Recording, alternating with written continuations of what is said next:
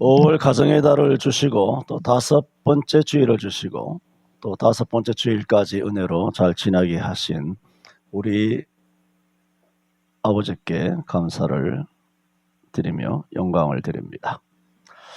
오늘 말씀은 여러분 아시는 것처럼 요한복음 6장 그 유명한 예수님께서 오병이어로 5,000명을 먹이시고 12광주리를 남기신 그런, 물론 이적과 기적과 표적이 있습니다만 성경에서는 표적이라 그렇게 말씀하고 있습니다만, 이런 표적을 행하신 다음 배를 타고 건너편 가버나움으로 가셨습니다. 그런데 떡을 먹고 배부른 사람들이 와보니 떠날 때는 제자들만 떠나는 것을 봤는데 예수님이 배에 승선하는 것을 못 봤는데 와보니까 예수님도 안 계시고 제자들도 없고, 원래는 배 한 척밖에 없었기 때문에 그럼 배 타고 건너편으로 가셨나 보다 하여 그들도 배를 타고 가버나움까지, 가버나움에 가셨는지는 어떻게 그걸 알았는지는 모르겠으나 아마 입소문, 그래 수소문을 했는지 베세다, 동쪽 베세다, 서쪽 베세다가 있습니다만 동쪽 베세다로 건너가지 아니하고 어쨌든 북항을 해가지고 가버나움 지역으로 가게 됩니다. 거기서 예수님을 만나게 됩니다. 그리고 그들이 예수님을 만나자 첫 번째 이런 말을 합니다. 핵심은 우리 조상들은 광야에서 모세가 떡을 주므로 우리가 떡을 먹었습니다. 요구사항입니다. 이 떡을 항상 우리에게 주소서. 주님이 그들을 향하여 하신 말씀이죠. 그들이 날 찾아온 것은 표적을 본 까닭이 아니라 먹고 배부른 까닭이다. 그냥 떡 주기를 바랬습니다. 저들은 욕심의 끈을 놓지 않았고 어제 맛보았던 표적을 끈질기게 요구했습니다.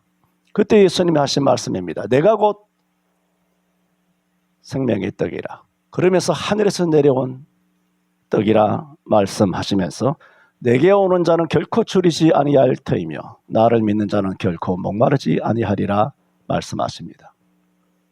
자기들이 어떻게 배를 타고 왔습니까?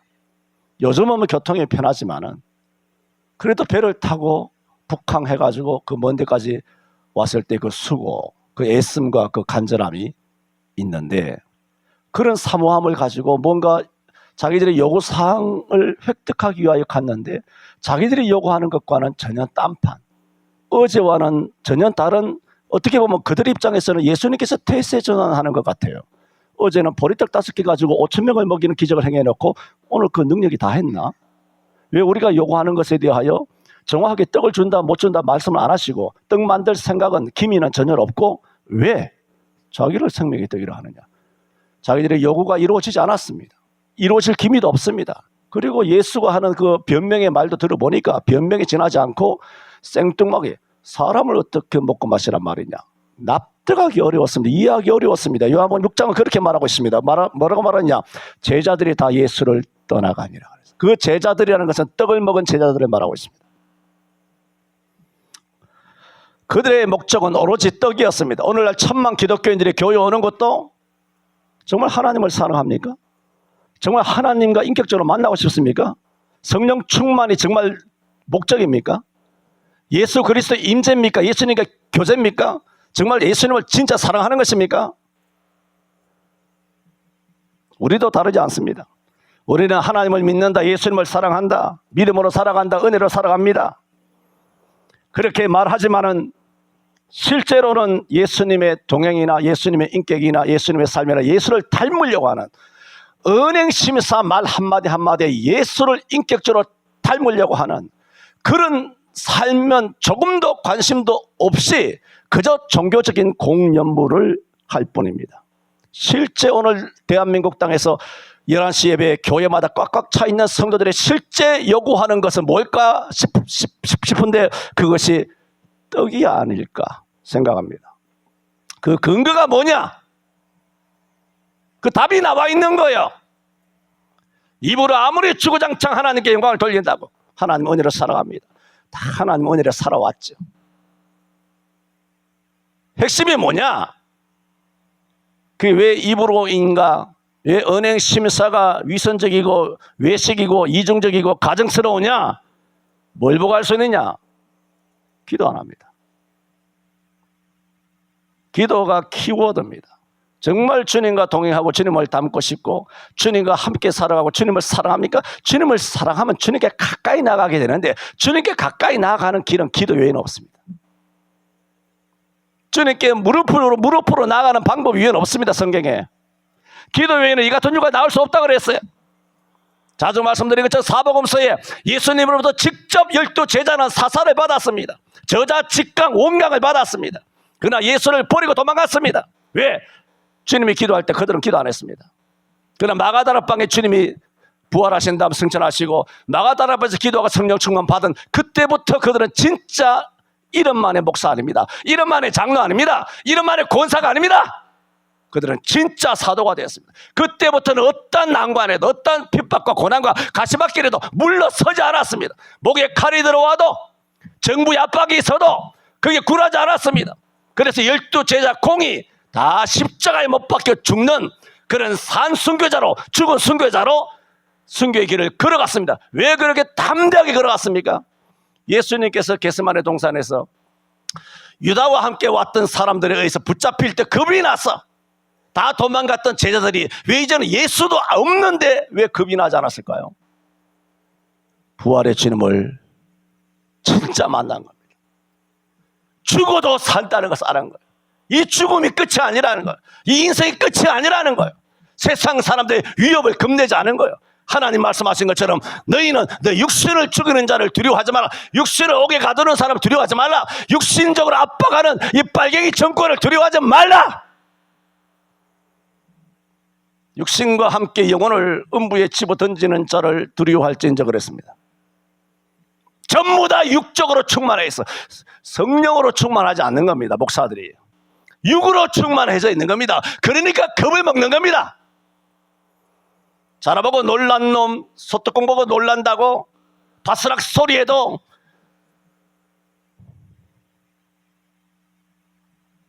바람에 불리는 나뭇잎 소리에도 칼을 피하여 도망하듯이 그렇게 기생오래같이 겁을 먹고 그렇게 살아가고 있습니다. 우리는 그런 겁이 다 있습니다. 그러나 하나님께 그러므로 뭐 해야 됩니까? 기도해야 합니다. 기도할 때 승리한 겁니다.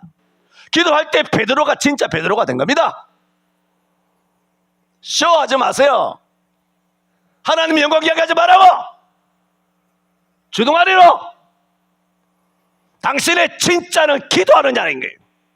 목사가 안 볼 때, 목사도 여러분이 안 볼 때 무릎을 꿇고 기도하느냐 그 여부가 당신은 진짜 목사 아니면 가짜 사기꾼이에요.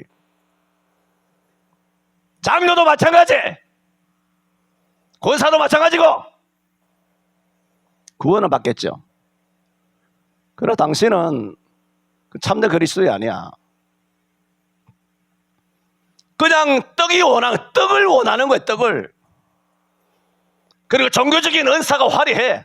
수사가 대단해. 사기꾼 아닙니까? 하나님 앞에 사기치지 말라고 내가 수도 없이 이야기했지 않습니까? 하나님 앞에 사기치느냐 안 치느냐는 사람 보는 데서가 아닙니다. 사람 안 보는 데서, 여러분 집구석에서 방구석에서 골방에 들어가서 문을 닫고 은밀한 중에 계신 내 아버지께 기도하라. 은밀한 중에 보시는 내 아버지가 갚으시리라 그랬지 않습니까? 은밀한 곳, 아무도 보지 않는 곳에 있을 때 골방에 문을 닫고 기도하는 여러분의 기도에 골방이 있느냐 말입니다.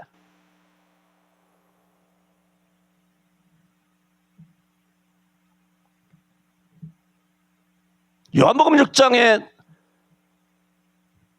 오병이어로 떡을 5,000명 먹이고 12광절을 남기는 그 광경, 직접 떡을 먹고 그 광경을 목격한 그들은 얼마나 충격을 받았을까요? 얼마나 놀라움을 겪었을까요? 경험했을까요? 그러니까는 원근을 가리지 아니하고 주님을 쫓아간 겁니다. 배를 타고 열심히. 오늘 우리 교회 오는 것도 다 이 동네에 살고 있지만은 300km, 400km 되지만 주일 지키기 위하여, 주님을 찾기 위하여, 떡 얻어먹기 위해서 비행기 타고 새벽에 고속도로 통해가지고 승용차 타고 200km, 300km 밟아가지고 하나님의 교회에 왔습니다. 대단하죠? 열심히죠? 근데 그 목적이 뭐냐? 떡 달라는 거예요. 참 어처구니 없지 않습니까? 여러분 잘 아는 요한복음 6장을 말씀드리고 있습니다. 기도하지 않는 그 모든 것은 종교적인 외식입니다. 오늘 2000년 전 유대 광야에서 떡을 얻기 위하여 배를 타고 북항한 가버나움에 온 그런 떡을 원하는 유대인들과 오늘 2000년 이후에 이 대한민국 땅 또 우리 서울 성천교회 성도들을 향하여 하시는 주님의 말씀입니다. 내가 하늘에서 내려온 떡이다는 거예요. 예수가 내가 하늘에서 내려온 떡이다 말씀하셨습니다. 그리고 주님께서는 오늘 38절에 말했습니다. 이렇게 내가 하늘에서 내려온 떡을 뭐라고 말하고 있냐? 38절에 내가 하늘에서 내려온 것은 그렇게 말하고 있어요. 내 뜻을 행하기 위함도 아니라 그랬어요. 내 아버지 뜻을 행하기 위함이라. 내 아버지 뜻은 아버지께서 내게 주신 자 중에 하나도 잃어버리지 아니하고 마지막 날에 다시 찾는 그것이니라. 내 뜻을 행하려 함이 아니요 나를 보내신 이의 뜻을 행하려 함이라. 오늘 제목을 내 뜻, 아버지 뜻으로 삼았습니다. 첫 번째 드리고 싶은 말씀은 예수님께서는 당신을 하늘에서 내린 떡이라 말씀하셨습니다. 좀 압축해서 그냥 인용만 합니다. 32절, 33절, 38절, 50절, 51절, 58절에 예수님께서는 당신을 뭐라고 말했냐? 하늘에서 내린 떡이라 말했습니다. 33절만 본다면 하나님의 떡은 하늘에서 내려 그렇게 말했죠. 또 32절 하반절에도 오직 내 아버지가 어디서 내린 떡? 하늘에서 내린 참떡을 너희에게 주시나니. 하늘에서 내렸다고 계속 반복하고 있지 않습니까? 아까도 말씀드린 것처럼 그래서 38절에 내가 하늘로서 내려온 것은 그게 뭡니까? 하늘에서 내려온 떡이라는 겁니다. 그렇게 내가 하늘에서 떡이 되어서 너희를 먹을 것을 주고 살을 주고 피를 주는 것은 이것도 내 뜻이 아니라는 거예요. 아버지의 뜻이라는 거예요. 어쨌든 예수님께서는 오늘 요한복음 6장을 통하여 하늘에서 내려온 떡이라고 많이 강조하고 있습니다. 이 하늘에서 내려온 떡이라고 이렇게 강조하시는 이유는 뭐냐? 그겁니다. 48절에 내가 곧 생명의 떡이로다. 49절에요. 너희 조상들은 광야에서 만나를 먹어서도 죽었거니와 그렇게 말했어요. 32절에도 예수께서 이르시되 내가 진실로 진실로 너희에게 이르노니 하늘에서 내린 떡은 모세가 준 것이 아니요 그랬어요. 모세가 준 떡이 뭡니까? 40절에 너희 조상들은 광야에서 만나를 먹어서도 죽었거니와 그렇게 말했어요. 왜 예수님께서 하늘에서 내려온 당신이라고 하늘에서 내려온 떡이라고 강조했냐 하면은 아무리 하늘에서 내려온 떡이라 할지라도 아무리 모세가 주었다 할지라도 땅에서 있는 그런 물리적인 그런 육신적인 만나든 메추라기든 다 육신적인 거 아닙니까? 다 이런 육신적인 땅에서 나는 음식을 먹으면 결국은 죽는다는 겁니다. 그런데 내가 하늘에서 내려온 떡이라고 강조하는 것은 날 먹으면 안 죽는다. 곧 뭘 말하고 있냐? 생명과 직결된다는 말. 그래서 33절에도 하나님의 떡은 하늘에서 내려 세상에게 생명을 주는 것이라. 35절에도 예수께서 가라사대 내가 곧 생명의 떡이니 그렇게 말했고 48절에도 내가 곧 생명의 떡이로라. 53절에도 예수께서 이르시되 내가 진실로 진실로 너희에게 이르노니 인자의 살을 먹지 아니하고 인자의 피를 마시지 아니하면 너희 속에 뭐가 없다? 생명이 없다는 겁니다. 하늘에서 내려온 떡인 나를 먹어야 생명이 있고 나 예수를 먹고 마시지 않으면 뭐가 없다? 생명이 없다. 아무리 비싼 거 아무리 귀한 거 아무리 몸에 좋은 거 아무리 건강에 좋고 체력을 보강하고 여러분 이 여름에 삼계탕을 먹든 오개탕을 먹든 무슨 토종닭을 먹든 무슨 산삼을 구워 먹든 아무리 그런 귀한 거 비싼 것을 먹어도 땅의 거잖아요. 위에서 난 겁니까? 다 죽습니다. 주님께서 일용할 양식을 주옵소서 기도시켰지 않습니까? 일용할 양식은 뭡니까? 이 땅에서 육신의 삶을 살 때 생명을 잠시 유지하는 양식에 지나지 않아요. 그 일용할 양식이 영생을 줍니까? 아니에요. 일용할 양식을 주옵소서라고 마태복음 6장에서 주기도문을 가르치신 주님께서도 그 일용할 양식은 생명이 아니에요. 요한복음 6장의 생명 아닙니다. 육신의 생명을 가지고 있는 육신을 위하여 굶어 죽지 않도록 하기 위하여 일용할 양식을 달라는 일용할 양식이지 오늘 요한복음 6장에서 하늘에서 내려온 떡 내가 하늘에서 내려온 양식 이것은 뭐냐? 영생과 직결하는 것이죠. 성경이 계속 말하고 있어요. 그게 뭡니까? 말씀이에요. 말씀. 여러분 말 어떻게 먹습니까? 아멘으로 먹어요. 아멘으로. 믿음으로 먹어요. 말씀을. 어떻게 먹습니까? 말씀을 숟갈로 떠넣어줄까? 주걱으로 어떻게 떠넣어줄까? 국에 말아서 줄까? 먹는 방법이 없어요. 어떻게 먹느냐?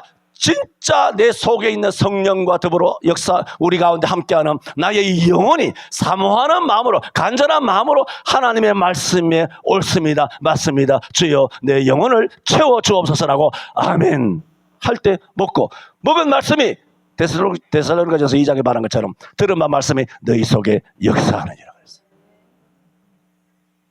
그러면 졸며 뭐 피곤할 수도 있겠죠. 말 안 듣고 한 귀로 아멘 안 하고 목사가 무슨 말 하는 거 판단하고 잘하나 못하나 뭐 쇼 무슨 콘서트 온 줄 알고 그래 백날 해봐야 개꼬리 3년 여꼬리 안 됩니다. 30년 아니라 그것이 직분으로 되는 게 아니에요. 그게 뭐냐? 간절하게 사모해야 되는데 간절하게 사모하느냐? 안 합니다. 하는 사람도 있겠지만 왜 예수님께서 당신을 하늘에서 내린 떡이라고 여러 번 요한복음에서 말씀하고 있느냐? 그것은 생명과 직결되고 생명을 살리는 거기 때문에 그렇습니다.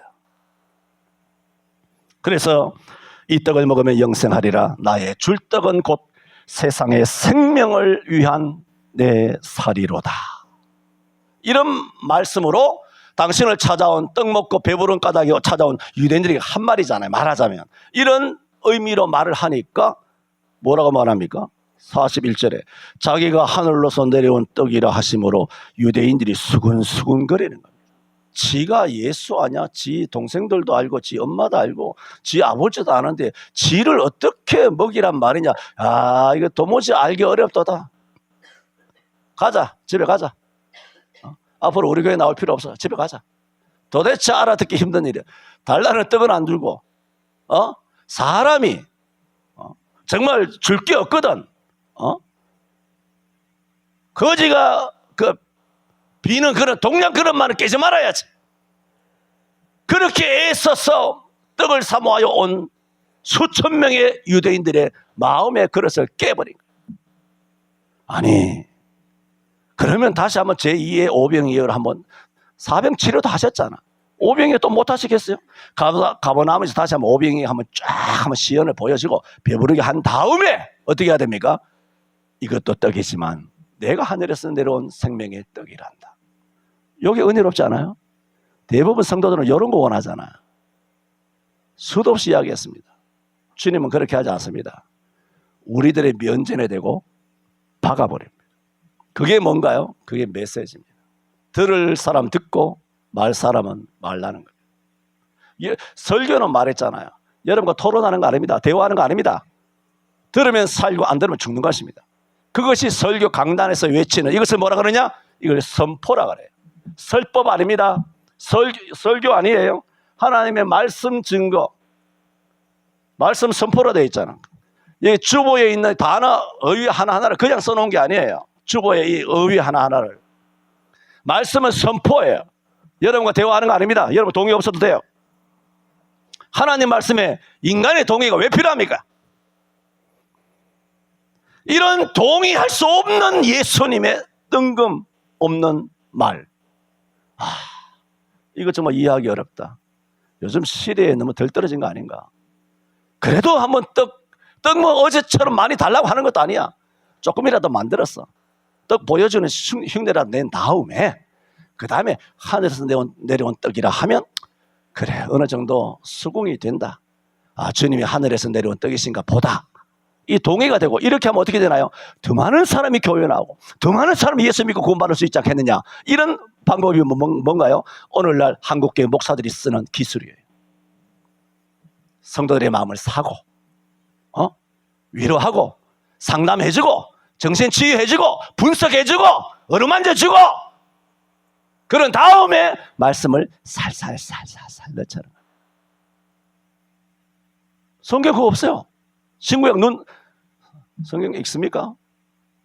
제대로 읽기는 합니까? 제대로 읽었어요. 성경에 그러냐고. 하나님의 복음이 동량입니까? 동량 구하듯이 예수 믿어줬으면 귀신이 쫓겨났으면 좋겠다. 병치료 줬으면 좋겠다. 그래요? 아니면 귀신아 떠나가라. 명언합니까? 병이야 물러갈지어다. 그렇게 명합니까? 여러분 스터디할 때 수도 없이 이야기했잖아요. 수도 없이 이야기했는데도 우리는 끊임없이 교회 바깥의 세상에 나가서 많은 시간을 거기서 절여 살다 보니까 교회 올 때마다 여러분은 오뚝이야. 또 육신적으로 때묻어 있고 인본주의로 돼 있고 또 그렇게 세속화되어 있어. 보면 예수님은 내가 하늘에서 내려온 떡이라 말씀하셨습니다. 두 번째, 예수님께서 이같이 우리에게 생명을 주시고자 하늘에서 내린 떡이 되셨다는 거잖아요. 이 떡이 되신 것은 뭐라고 말하냐? 내 뜻을 행하기 위함이 아니라고 말했어요. 28절에 38절에 내가 하늘로서 내려온 것은 내 뜻을 행하려 함이 아니요 나를 보내신 이의 뜻을 행하려 함이니라 했습니다. 이거 우리 아주 집중해야 합니다. 목사가 목회를 통하여 목사의 뜻을 진행하고 장로가 무슨 여러 가지 많은 기관들이 있지 않습니까? 주일학 부장이 찬양대가 그 속에서 자기의 뜻을 관철하려고 그건 도둑놈이죠.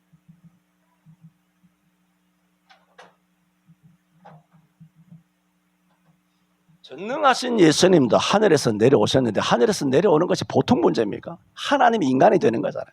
하나님과 동등됨을 취할 것으로 여기지 아니하고 자기를 비려 오히려 종의 형체를 가져 사람의 모양이 되어 사람의 모양으로 나타나셨으며 그가 죽기 복종하셨으니 죽기까지 복종하셨잖아요.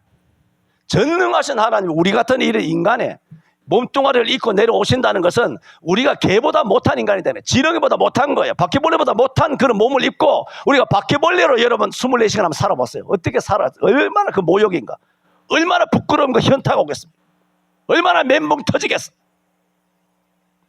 근데 전능하신 이가 이런 피조물에, 그것도 죄인인 피조물의 몸을 입고 오셨는데 이쯤 되면 굉장한 자기 뜻이나 자기 의지 없이 어떻게 이런 사람의 몸을 입고 옵니까? 뭔가 예수님이 이루고 싶은 뜻이 있을 거 아니에요. 죄인을 구하고 싶은 뜻이 있지 않을까요? 자기의 이런 뜻도 없이 그렇게 사람의 몸을 입고 내려온다? 이 정도 되면 내 뜻대로 할 수 있지 않습니까? 나도 다 컸는데 머리가 굵어졌는데 나도 교회에 예수 믿은지 성경을 몇 번 읽었고 기도했고 뭐 어떻고 저떻고 이쯤 되면 내가 교회에서 나도 내 뜻을 할 수 있지 않습니까? 그게 뭐냐면 세속화예요. 목사가 목사 뜻대로 살아도 됩니까? 성령 충만 받으면 목사 마음대로 해도 됩니까? 그런 예수님도 하시는 말씀이 내가 하늘로서 내려온 것은 내 뜻을 행하려 함이 아니요. 이 말씀 앞에 우리는 무릎을 치는 것이 아니라 땅바닥에 굴복. 주님이 그러셨는데 네가 뭔데? 야, 네가 뭔데? 주님도 이렇게 오시면서도 내 뜻을 행하려 함이 아니라고 분명하게 말씀하셨어요. 나를 보내신 이의 뜻을 행하려 함이라. 나를 보내신 이의 뜻이 있다는 거예요. 나를 보내신 내 아버지의 뜻을 이루기 위하여. 그래서 예수는 십자가의 마지막에 지시기 직전에도 뭐라 그랬어요? 내 원대로 마옵시고. 요한복음 6장 38절과 9절에만 내 뜻이 아니라 나를 보내신 이의 뜻을 행하려 함이라 하신 것이 아니라 겟세마네 동산에서의 기도의 최고의 중요한 주제, 우리가 너무나 잘 아는 유명한 주제 있지 않습니까? 내 원대로 마옵시고 아버지 원대로 되기를 원합니다. 자주 말씀드리는 것처럼 1980년 이전에는 한국교회가 이렇게 살았어요. 그런데 이제는 좀 살만하고 다들 이제 학벌도 좋아지고 뭐 해외여행을 이웃집 담 넘은 듯이 가고 엄청나게 부유하게 되고 선진국이 되고 교회가 고리등같이 되고 유명해지고 성도도 많아지고 소득도 엄청나게 일취월장 오르고 배운 것도 많고 경험도 많고 온갖 세상 문물을 다 경험하고 온갖 정보에 그렇게 넘쳐나다 보니 자기도 모르게 교만해져 있어. 저는 두들겨 패주고 싶어 진짜. 오한마로 싹 다. 네가 예수냐 임마. 교회 목사 장로들이 이 떨거지들이 네가 모태신앙 뭐 어쩌라고. 예수 믿는 지 60년 70년 80년 뭐 어쩌라고.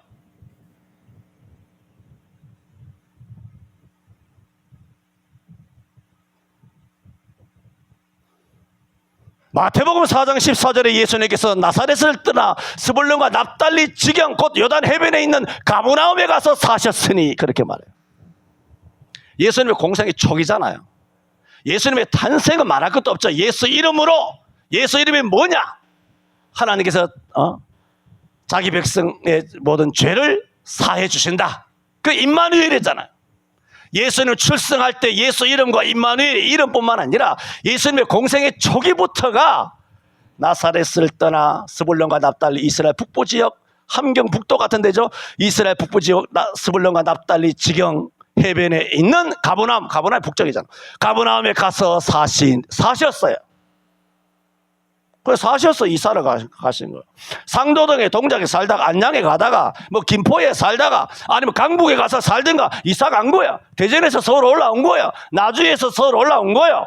이사 간 거예요. 뭐 어쩌라고. 주님도 이사 가서 살았다. 마태복음 4장 14절에. 근데 성경은 이렇게 말해요. 이는 선지자라 이사야로 하신 말씀을 이루려 하심이니. 스불론과 납달리 땅과 요단 저편 해변길과 이방의 갈릴리요 흑암에 앉은 백성이 큰 빛을 배웠고 사망과 그늘에 앉은 자들에게 빛이 비치었도다. 이 말씀을 이루시기 위하여 주님 어떻게 하셨다? 거기가 사신 거예요. 그게 뭘 지금 말씀드리고 있습니까? 예수님은 이사 다니시고 사시는 그 장소까지라도 어떻게 했다? 내 뜻을 행하려 함이 아니라 이사야 선지자를 통하여 하신 그 말씀, 하나님 아버지께서 하신 말씀, 그 말씀을 이루기 위하여 아버지의 말씀 뜻대로 스불론 가서 사신 거예요. 가버나움에 가서. 내 뜻을 행하는 게 아니에요.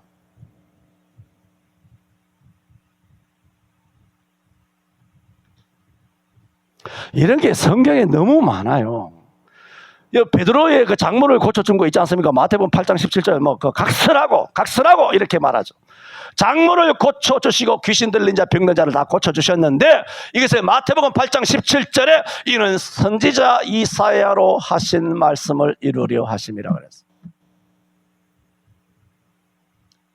예수님의 능력을 과시하고 와봐 안수 병 떠나가고 귀신 떠나가고 와 대단하십니다. 능력이 있습니다.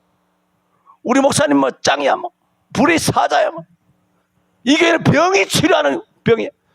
예배당 때만 밟아도 모든 질병이 다 고침받는 유명한 교회야. 교회가 유명해져 버려. 목사가 유명해져 버려. 사기꾼 아니야. 미쳤나 이것도. 내가 이런 메시지를 지난 30년 동안 계속하고 있는데도 안 돼. 남 안 돼. 미쳤나 봐다.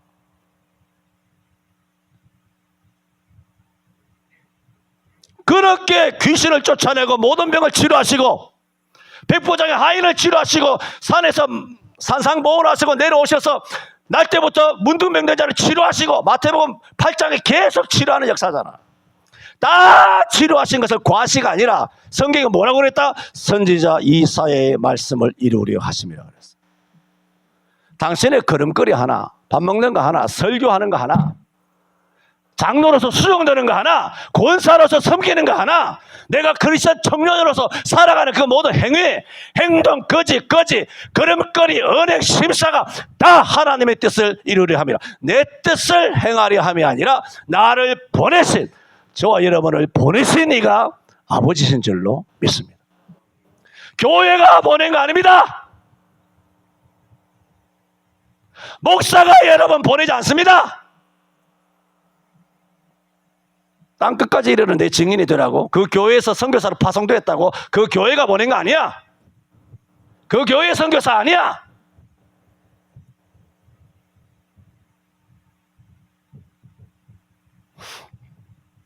이런 것이 수두룩합니다. 이렇게 예수님께서는 나를 보내신 이의 뜻을 행하셨어요. 사복음 다 그래. 읽어보세요. 다 그래. 당신의 뜻은 요만치도 없어요. 요만치라도 있으면 예수는 메시아가 안 되게 돼요. 메시아가 안 되게 된다.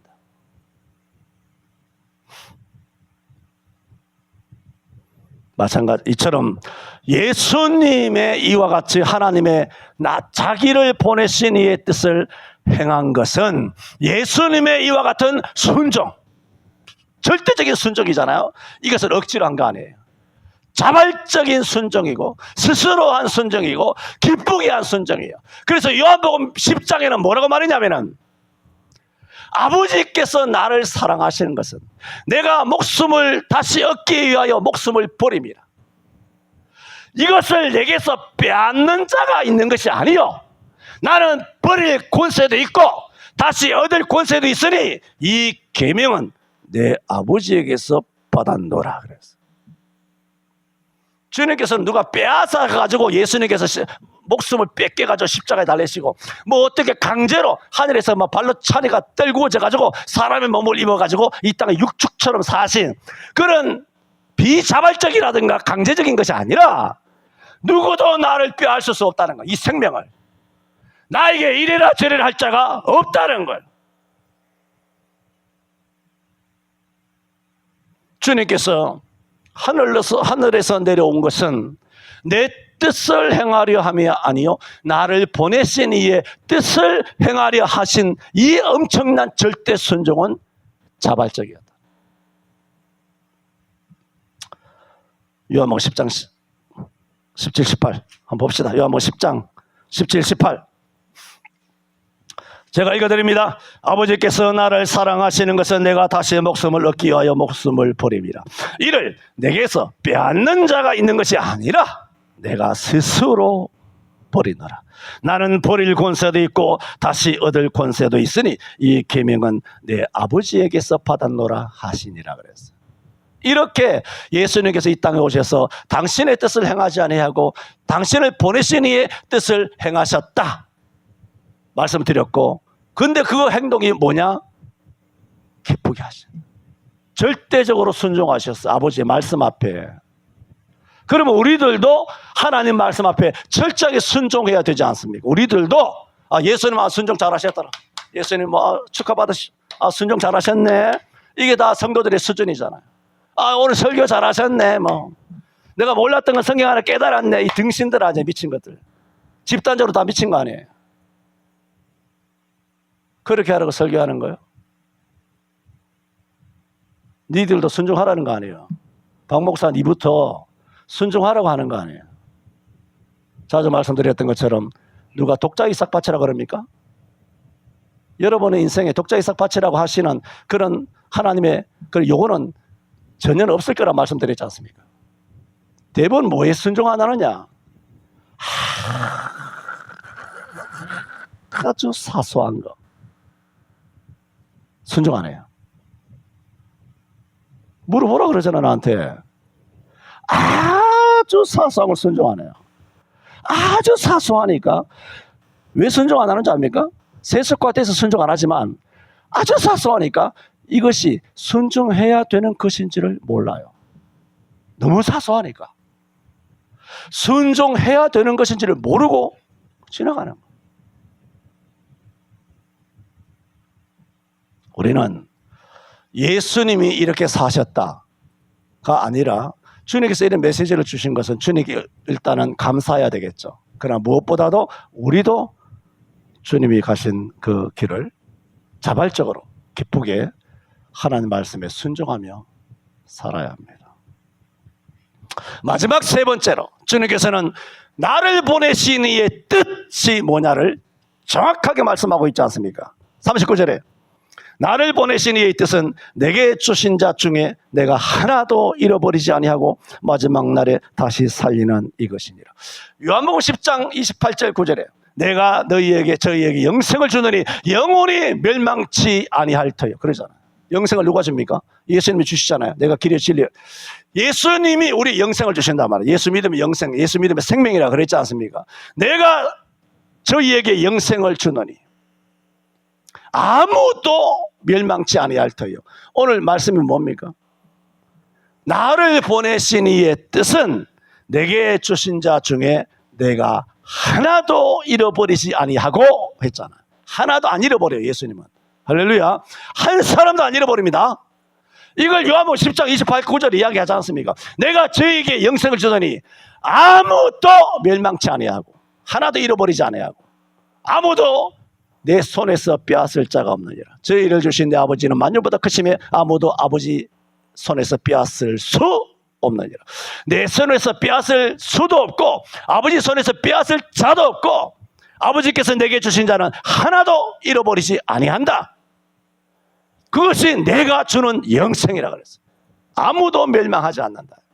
저와 여러분은 예수님으로 부름받고 예수님이 주신 영생을 이미 받은 자인 줄로 믿습니다. 아무도 멸망 안 나갑니다. 그러나 이제 바르게 살아야 되겠죠. 바르게 사는 것은 좀 다른 문제지만 영생과 생명에 관한 한은 예수 믿으면 구원을 받는 것이죠. 요한복음 9장에 보시면 날 때부터 소경된 자가 고침받은 사건 알지 않습니까? 날 때부터 소경됐으니까 얼마나 많은 사람들의 입에 오르내렸겠습니까? 그런데 주님께서 날 때부터 소경된 자를 고칩니다. 고치니까 난리가 났어요. 온 마을이 난리 났죠. 그런 난리통에 가장 위협을 느낀 세력이 뭐냐면 바리새인이, 그리고 종교 기득권자들, 지도자들. 그래서 예수를 싫어했잖아. 안식일 날 병을 고친다는 둥, 안식일을 어겼다는 둥, 안식일 날 미리 이삭을 끊어 먹었다는 둥, 또 나사렛 출신의 덜 떨어진 스펙도 없고 시골 깡촌 출신의 그런 아주 보잘것없는 목수의 아들이라는 둥, 그것도 특히나 날 때부터 소경된 자가 고침 받은 것은 인정하는데 인정 못하는 게 뭐냐면 예수가 고쳤다는 걸 인정 못하는 거야.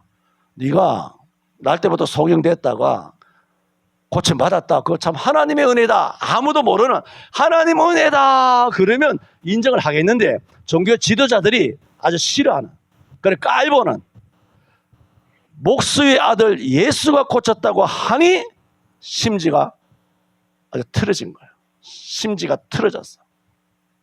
그래서 고침받은 소경을 불러서 묻습니다. 따삭고자 묻어. 어떻게 고침받았느냐, 누가 고침받았느냐, 언제 고침받았느냐, 진짜 네가 날 때부터 소경된 자 맞느냐. 쉬고 들어갈 방법이 없어. 그게 안 되니까 아버지 호출한 거야. 아버지 오라 그래. 검찰에 오라 그래. 아버지 소출해. 부산경찰청으로 오라 그래. 하여 아버지 오라 그래서 아버지 신문하고, 그래 아버지는 또 모로서 해가지고 묵비권 시행하면서 내 아들이 닦았으니까 내 아들이 물어봤어. 나는 여기에 갖다부터 말 못하면 난 묵비권 행사합니다. 아버지 입 다물지. 그래 다시 이 소경된 자 다시 불러가지고 또 묻고 하니 이 소경되었다가 고침받은 이 젊은 청년이 화가 나는. 그래서 종교 지도자들에게 대번 그렇게 말합니다. 왜 했던 말 자꾸 묻고 또 했던 말 또 자꾸 묻고 하시는 것은 당신들도 그 예수의 제자가 되기 위함입니까? 아주 속을 긁어준 거야. 애들러서 속을 확 파준 거야. 상처에 소금을 확 뿌려버린 거야. 왜 자꾸 예수가 어떻게 행동했는지 자꾸 듣느냐? 그걸 자꾸 듣고자 하는 것은 당신들도 예수의 제자가 되고 싶은 거냐? 그러면 날 따라와라. 이런 식으로 아주 모욕감을 준 거예요. 그러니까 성경에 요한복음 9장에 뭐라 그러냐? 이 종교 지도자들이 잘 들으세요. 종교 지도자들이 뭐라 그래요? 지금 뭘 말씀드립니까? 나를 보내신 이의 뜻은 한 사람도 잃어버리지 아니하고, 그걸 지금 설명드리고 있지 않습니까? 종교 기득권에서 내쫓았어. 한국교회에서 내쫓겼어. 한국교회에 대해서 다 내쫓겼어.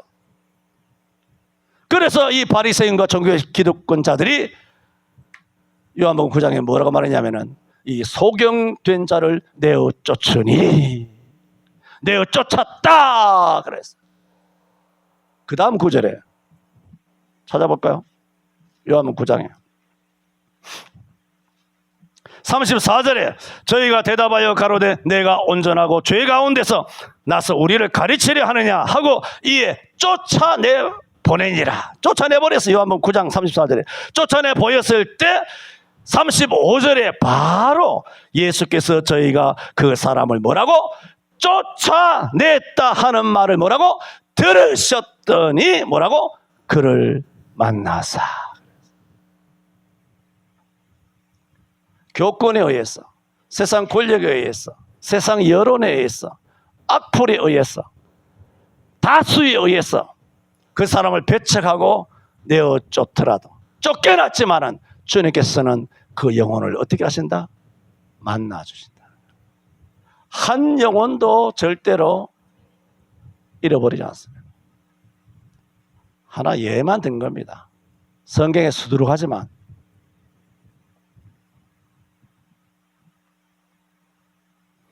요한복음 15장 19절 뭐 가끔 인용합니다마는, 너희가 세상에 속하였으면, 우리가 세상에 이런 빨갱이 정부에, 여러분 보세요.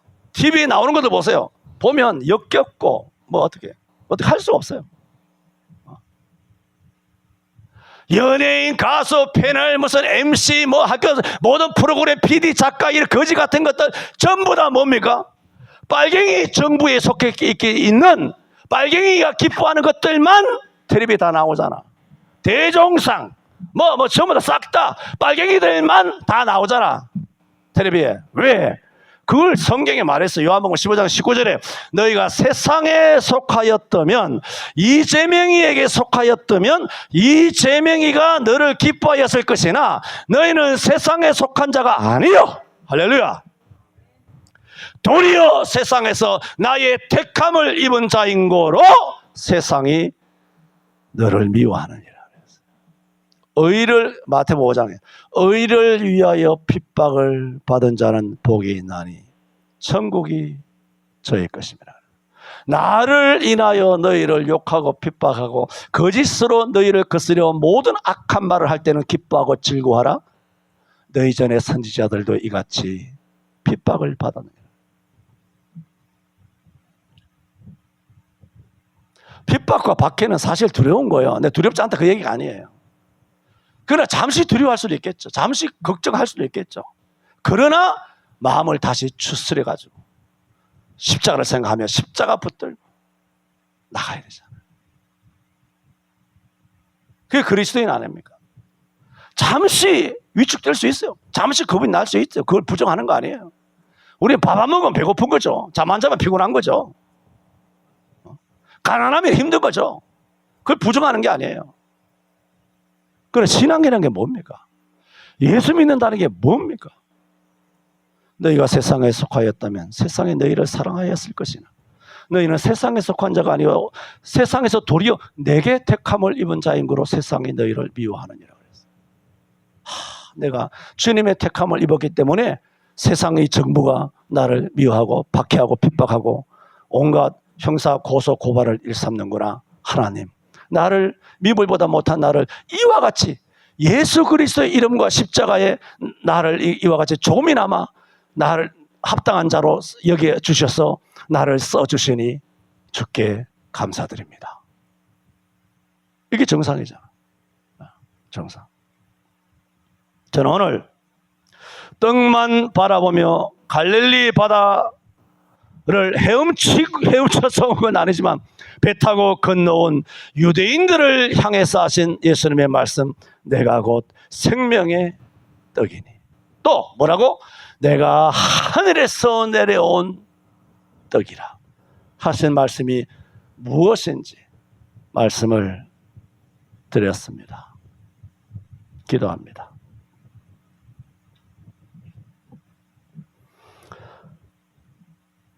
하나님의 말씀은 살아있고 하나님은 살아계신 정도가 아니라 영원부터 영원까지 영존하시는 전능하신 창조주 하나님 아버지요, 또 하나님 아버지와 동등되시는 우리를 위하여 사람의 몸을 입고 이 땅에 오셔서 한 영혼 한 영혼 다 구원하시기 위하여 당신을 보내신 이의 뜻을 이루기 위하여 이 땅에 와주시고, 또한 이루신 것을 우리 가운데 적용하시기 위하여 성령께서 오늘도 말씀으로 우리 가운데 운행하시며 말씀을 통하여 우리의 귀에 우리의 영혼 속에 전해주시는 성령 하나님, 이 삼위 하나님의 강력한 역사하심을 통하여 우리 가운데 한 사람도 잃어버리지 아니하고 세상에는 쫓겨나고 세상으로는 참으로 비호감이고 세상에서는 인정받지 못한다 할지라도 주님을 닮아가는 우리의 은행과 심사가 삶이 될 수 있도록 성령님 우리를 인도하여 주옵소서. 예수님 이름으로 기도하옵나이다. 아멘.